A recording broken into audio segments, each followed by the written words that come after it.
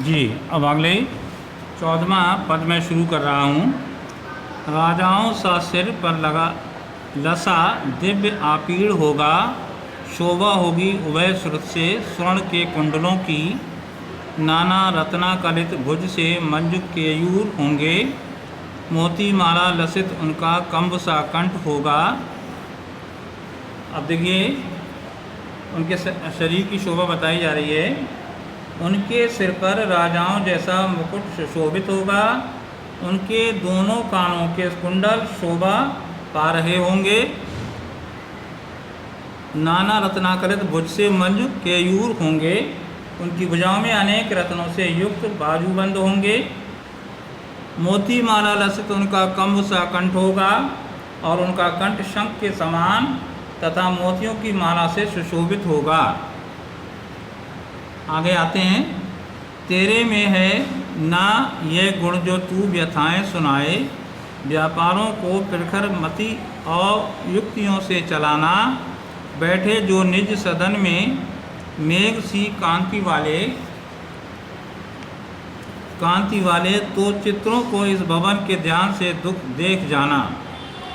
राधा कहती है कि तुम कृष्ण के समान मेरे दुखों को बाड़ी से कह पाने में असमर्थ हो।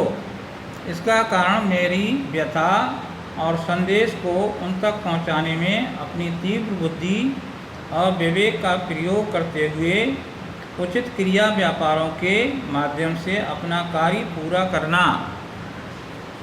बैठे जो हो निज भव सदन में, यदि मथुरा पहुँचने पर तुम्हें मेरे प्रियतम जो बादलों की कांति के सदृश प्रतीत होते हैं अपने घर में बैठे मिलें, तब तुम भवन के सारे चित्रों को ध्यान पूर्वक देखना। राधा आगे कहती है, जो चित्रों से विरह विद्रोह का मिले चित्र कोई, तो जाके निकट उसको भाव से यूँ हिलाना। यदि उन चित्रों में वियोग से व्यथित किसी स्त्री का चित्र दिखे तो तुम उसके निकट पहुंचकर उसे इस भाव से हिलाना कि मेरे प्यारे विस्मय के साथ उसे देखने लगें। प्यारे चकित जिससे चित्र की ओर देखें। आशा है यो सूरत उनको हो सकेगी हमारी, और शायद उस विरहणी का चित्र देख यदि उन्हें मेरी याद आने लगेगी, उन्हें आभास होगा कि मैं विरह अग्नि में उसी प्रकार जल रही हूँ जिस प्रकार इस चित्र में ये स्त्री जल रही है। जो कोई भी इस सदन से चित्र उद्यान का हो प्राणी विपुल उसमें घूमते बावले से, तो जाके सन्निकट उसके और हिला के उसे भी देवात्मा को सुरत ब्रज के व्याकुलों की कराना। राधा कहती है, यदि तुम्हें कृष्ण के घर में ऐसा कोई चित्र दिखे जिसमें उनके अनेक जीव जंतु बगीचे में पागलों की तरह घूम रहे हों, तो उसके निकट जाकर तुम उसे भी हिला देना, ताकि कृष्ण को उसे देख विरह में व्याकुल ब्रजवासियों की याद आ जाए। अब आगे आते हैं। कोई प्यारा कुसुम कोमला दे गेह में जो पड़ा हो तो प्यारे के चरण पर डाल देना उसी को, यूँ देना ये पवन बतला फूल सी एक बाला, मिलाना हो कमल पक को चूमना चाहती है।